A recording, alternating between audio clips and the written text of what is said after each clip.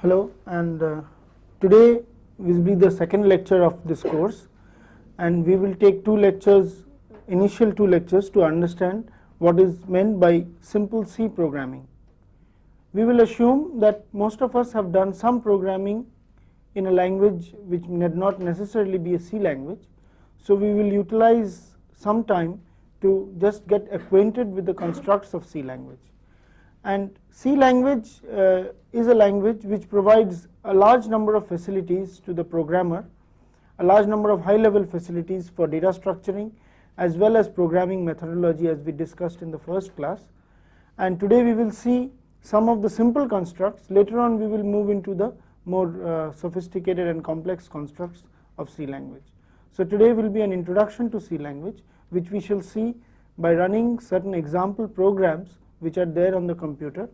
I will assume that you are aware of some programming language, and therefore we will just take a set of graded examples so that we go through how to do each and every aspect of programming in C. So let's go and see what happens. We will be executing it on the HP machine out here, and we will see how to some examples. The first example that we will see is this. So a C programming language will have a main function declaration. Okay, so this is unlike other languages like Fortran, where you do not require to name the main function or the main program. In C you have to call it main. The arguments which can be given here are certain arguments which we shall see later, and we shall leave them blank for the time being. Now here we include a file, and this is a library which is the input output library of C. Now C has got a huge set of libraries, and along with C language you have an input output library which is called the standard IO.h.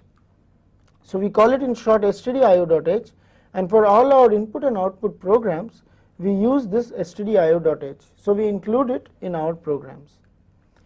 C is a block structured language, and in every block can be defined by these braces. This is one brace, and this is the brace which is the opening brace is here, and the corresponding closing brace is here. And we will see the concept of blocks. Every main program must have a block. So here we define a block for the main program, and inside this block we have a sequence of statements. So this is the structure of a simple C program. Now in this example we just print something. So the print function is called printf. This prints into the standard output if you don't give any other arguments. You can also use file printing functions which are also available. We shall come to it later on. Now in a print statement, whatever text item has to be printed will be given within these quotes. This is one quote, and this is the ending quote here.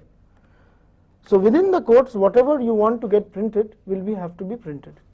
And other than here we have written our first try. So we want to print our first try, and this \n is a control sequence into the print statement. This control sequence means here \n means new line. So after printing our first try, it will give a new line. So let us see how this program works.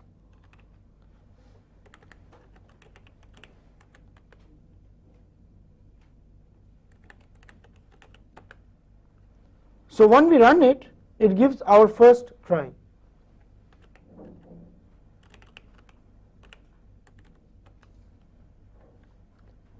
Now we could have put another \n here and here. Then what would happen is that after printing R, it would give a new line and then print first try in the next line. So if we execute this,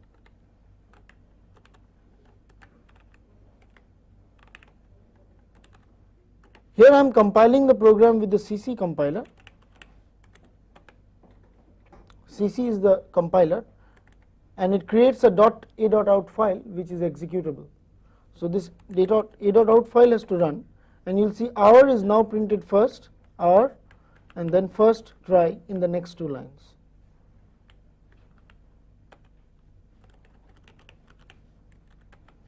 if we look at our program again, we will see there are several other than this \n, you can give other constructs. One of them is t, which gives a tab. So if you give \t, it will give you a tab between hour and first. To see how this executes,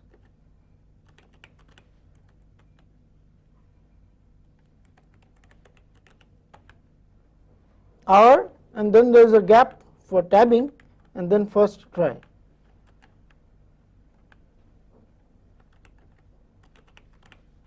So this is a simple program which just prints something, and hopefully we will be using this print statement again and again. So the first thing in any programming language is to write and read. So here we have learned how to write in C. Now we will see the next is how to write out the value of a variable. So let us take the second program. Here we are going to write down the value of a variable n. So we have again included stdio.h. We have got a main program within curly braces, and here we are using a variable called n. Now this variable has to be declared, unlike Fortran, where depending on how the variable is named, the type of the variable is assumed, and there is a default type, though you can also declare a type of a variable. In C language you have to declare the types of each and every variable, and we have declared n to be an integer, and the format for declaring n to be an integer is int n. Similarly, we will see how to declare a real number, how to declare a character, how to declare strings, and how to declare arrays a bit later, but now we will just work on integers for the time being. And here we have assigned n equal to 5, and we have printed the value of n. So we have written printf, the value of n is equal to, now here is a %d. This %d is another control construct. It gives you the format in which the variable will be printed, and %d means it will be printed as an integer. Okay, \n, comma n. So this is the, between the two quotes from here to here is the control sequence of the complete control of the printf statement. It says first the will be printed, after a blank value will be printed, blank n equal to, then an integer will be printed, after a blank there will be a new line, and corresponding to this integer we will print this value of n. So let us see how this program will run.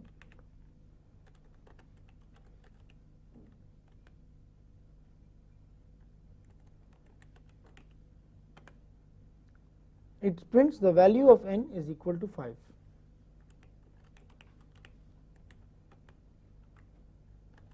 Sorry.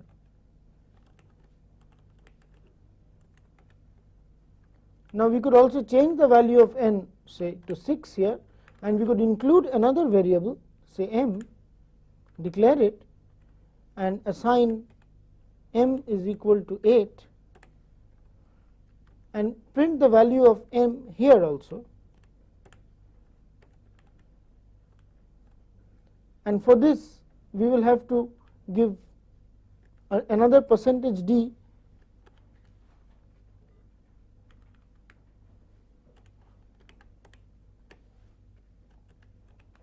So this means it will print the value of n is equal to, it will print the value of n, and in the next place it will print the value of m. So if you want to write m also, then you will write like this. So it will print the value of n equal to, and it will give the value of n here, and then m equal to the value of m here, because first n and then m will be printed.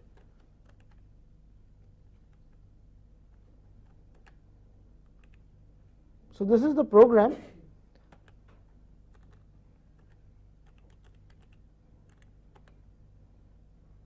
Sorry.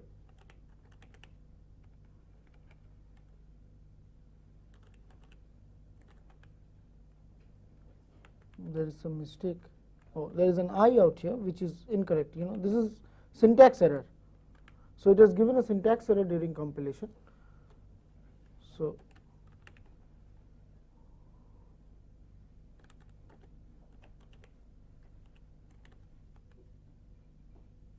now it's okay. So it now prints the value of n is equal to 6, m is equal to 8.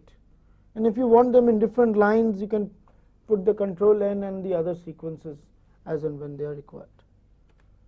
So now let us take the next program. The next program, so we have seen a program to simply print.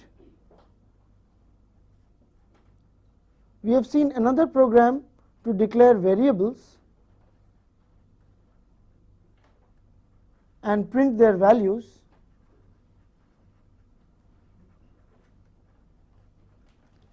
The next program that we will see is reading. How to read the value of a variable. In the previous program that we did, we just assigned the value of a variable to a fixed value and then printed it. Now we will read it and print it, because reading and writing is the first thing that you should know well in anywhere, in any language, whether it's Fortran or English.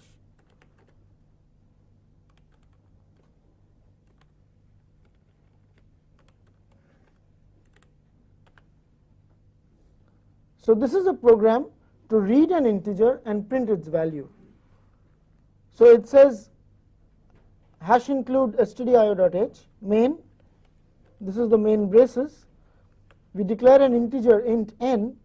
We print saying give an integer, and here there is no \n, so it will wait here for you to give an integer, and this is the function to read a value.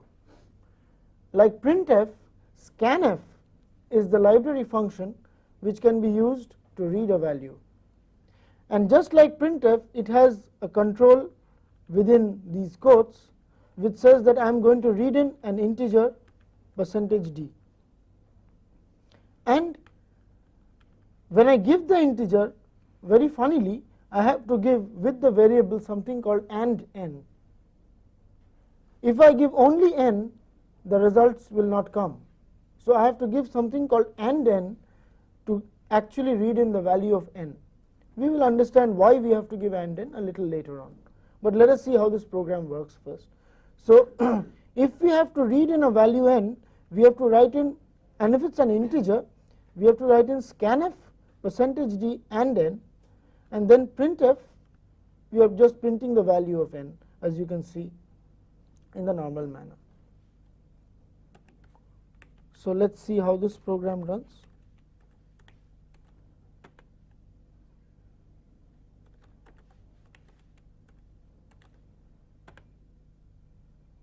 So we have compiled it, scan.c, that was the name of the file, and the executable is a.out. So it says give an integer, and if you give 8, it prints the value of 8. Again 10, it will give the value of 10, and if you give 8.9, it will give you 8, because it is supposed to read in an integer, and if you give a decimal number, it will truncate the decimal number and read it. So we will see what percentages formats mean when you give a real number and it is supposed to be read as an integer. It will just truncate it, as you can see in this example. It does not matter whether you give a negative value or a positive value, all of them will be read. So let's go back to the program and see what we were doing. So we were reading something and printing it. Now let's come back to the intriguing question of this AND. This AND is related, see this scanf is a function, okay, and this AND is related to how parameters are passed in C language. We shall come to how parameters are passed a bit later on. For this information, and n means the address of the location n. Now let us understand this a bit better before we proceed further. In the computer, you will see that variables are stored finally. If you have variables, they are, after compilation, during execution, they are storage locations in the memory of the CPU.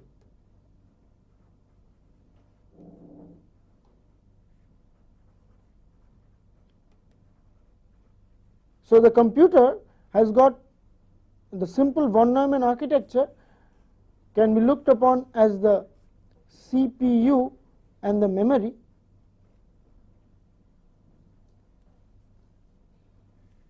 And here the program as well as the data is stored. Now corresponding to the variables, data corresponding to the variables are stored in the memory. So corresponding to every variable n, you have a memory location. Now this memory location has got two items. One is the address of this location, and the other is the value inside this. Now whenever in C programming language, whenever you write x is equal to n, then this means the value of x is assigned the value of n, or in other words, the value of n is copied into the value of x. So whenever we use value statements, we mean, whenever we use a simple variable, we mean the value of a variable. Whenever we write and n, we mean the address location of the variable n. So and n means the address location of any variable n. And suppose somebody passes an address location a to you, and if you want to know the value of this address location, you write star a. So if a is an address location, if you want to find out the content or the value of that address, you write star a.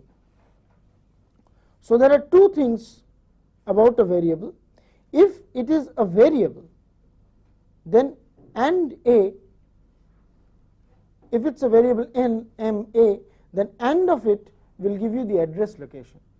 If it's an address location, then star of it will give you the value. So these are two things which are used extensively in C. And here, let us come back to the program now. In the program, this and n means you are passing the address of the location n. Why you have to pass the address of the location n is a question we shall answer a bit later when we come to functions. This is related to the parameter passing rule, and once we come to functions and pass parameters and change variables, we will realize why it is like this in C.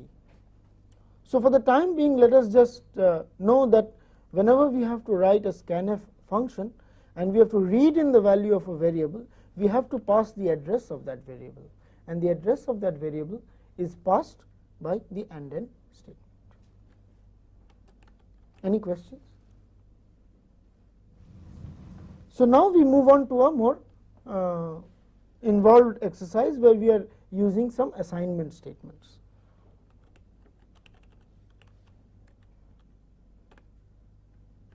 So this is a program which finds out the roots of an equation.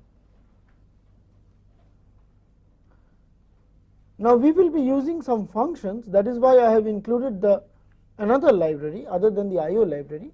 I have included the math library. The math library includes some functions in C. So I have got only one main program. We have not come to subroutines yet. So inside this main program, I have now declared float a, b, c, r1 and r2. Float declares a real number, a floating point number. Like int declares an integer, float declares a real number. Semicolons, as I did not mention, semicolons break up statements. Float a, b, c, r1, r2. A, b, c are expected to be the values of the coefficients of a quadratic equation, which is given as ax squared plus bx plus c, and r1 and r2 are the roots that we are expected to find, and we will take in some real numbers. So first thing we have to read in is the coefficients a, b and c. So how do we read in the coefficients? Scanf, and since they are floating point numbers, we read them by the percentage f format. So percentage f, percentage f, percentage f. If you give a blank here, then you will have to read in a blank as well. If you give a comma here, you will have to read in a comma as well. So normally they will accept it with blanks, and if you explicitly give a blank, you have to also explicitly give a blank. If you give a comma here like this, then you, when reading in, you have to give a comma. We will avoid all those things. So percentage f, 3 floating point numbers, and as mentioned earlier, we are going to read in and a, and b, and c. So to read in a, b and c, we pass the addresses of a, b and c, and then we compute the roots r1 and r2, assuming that complex roots will not be there and other issues will not be there, assuming that the inputs will come correctly. We give r1 is equal to minus b plus square root of b square minus 4ac divided by twice a, and r2 is minus b minus square root of b square minus 4ac by twice a, and then we print out root 1 and root 2.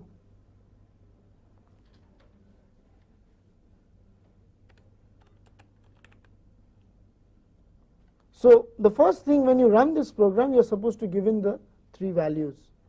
So let us compile it and first and then run it.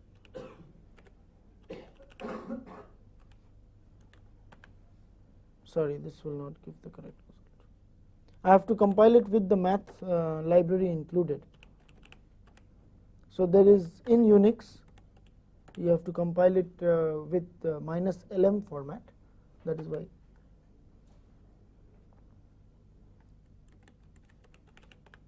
So let us give the 3 values, 1.0, 2.0. So with the inputs 1, 2 and 1, the roots are 1 and minus, the 2 roots are equal roots and both of them are minus 1, and you can give other values to see what you will get.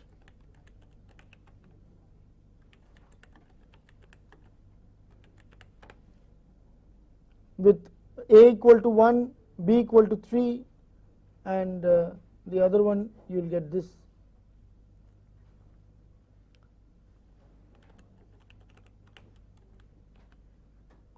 So this is a simple statement where we have used assignments.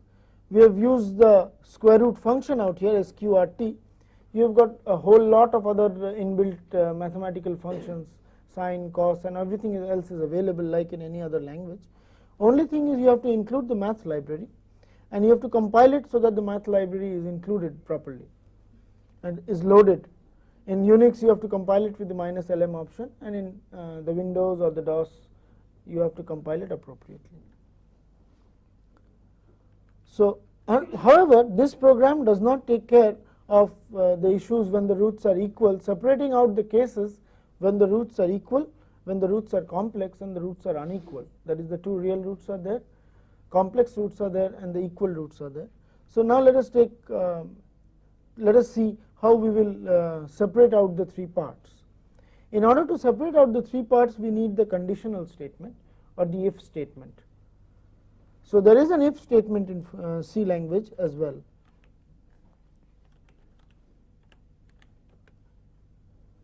Here is the program which does that.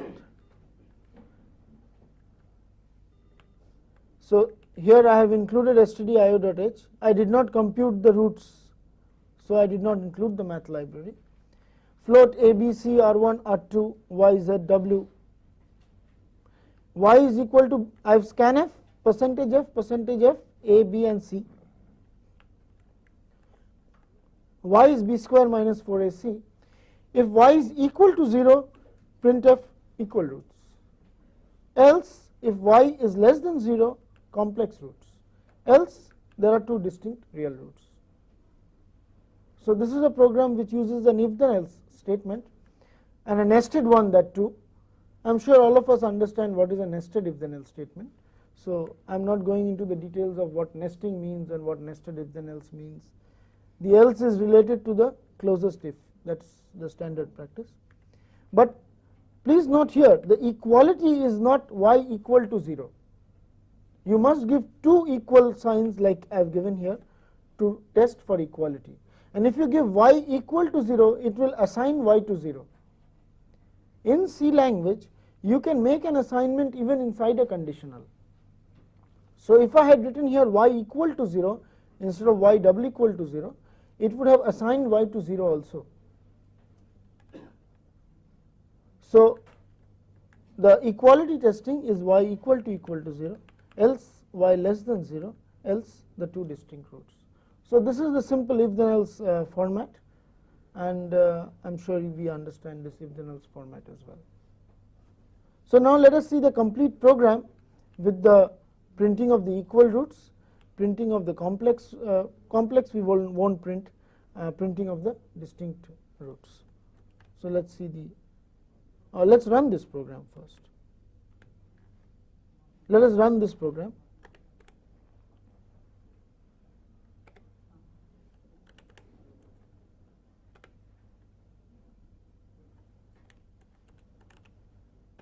So if we give 1,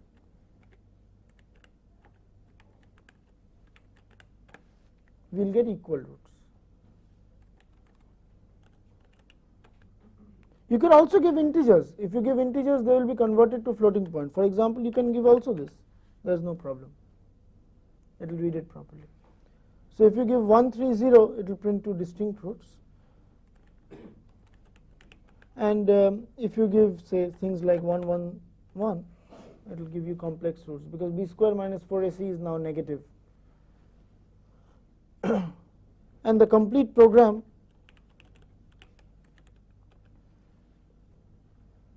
will look like this. So I have done a scanf. I have computed b square minus 4ac. I have computed twice a out here, and if y is equal to 0, I print equal roots, and I print the value of the two equal roots, which is minus b by w. Because b square minus 4ac is 0, therefore it must now be minus b by twice a, and I have pre-computed twice a out here to get. So b by w should give me the value of the root, and there are two equal roots. If y less than 0, it is in the same format as the previous program, just the computation is done. It just prints complex roots, else it does the square root of y. Y was b square minus 4ac, if you notice here, and so it does the square root of y, and here it does b minus z by w. W is twice a, computed here, and here it is b plus z by w, and the two roots are printed.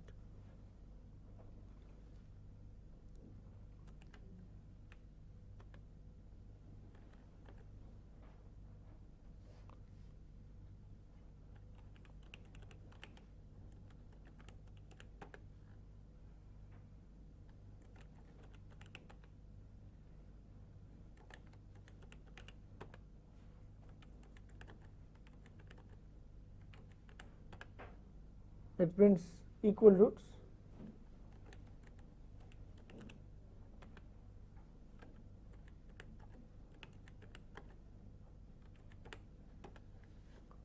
It prints the two distinct roots.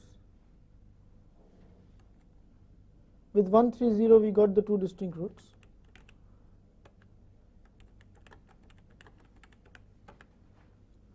Here I did not compute, because in the program it just printed complex roots and did not do anything else.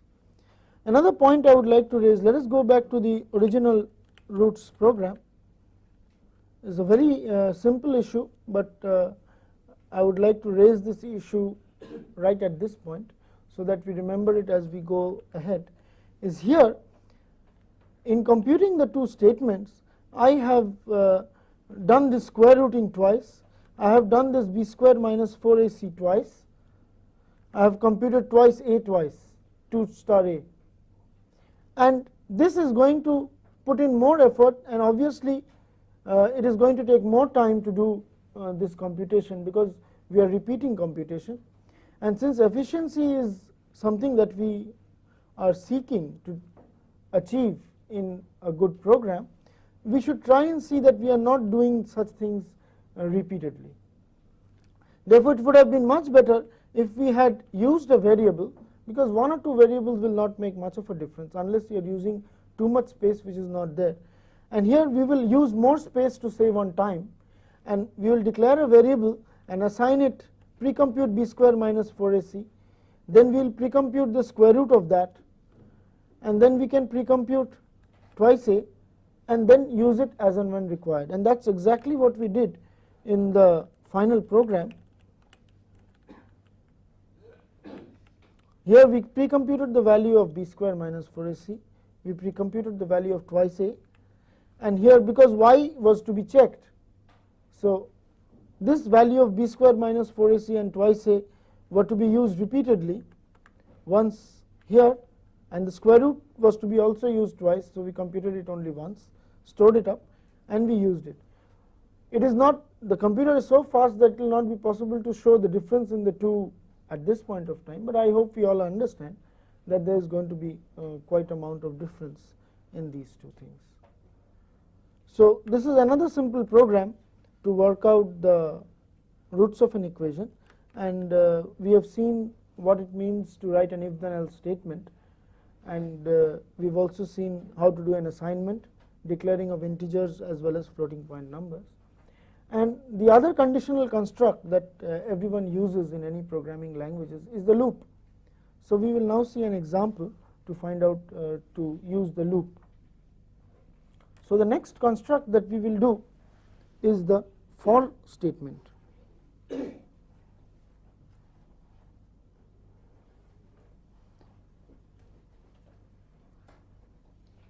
There are many ways of looping in C language, and the for statement is a very flexible and quite a general purpose routine. It depends on your taste of which loop you will use. There is a do statement and there is a while statement also. There are 3 such looping constructs available in C. This is the standard looping construct where you have got very lot of control. For example, you want to go from I to n in steps of 1 or steps of 2 or steps of 4, then the for statement for fixed looping is very useful, whereas for a lot of conditional looping, the do and the while statements are useful. But the for statement can also be used for conditional looping. The for statement is quite flexible, and so we will see the for statement for looping next. The next, after seeing the for statement for looping, we shall see how arrays are declared, and finally we shall see how functions are declared in C language. So we will stop this lecture here at the conditional statement, and in the next lecture we will start off with the loops, especially the for statement. Then we will see examples with arrays, and then we will see how functions are working.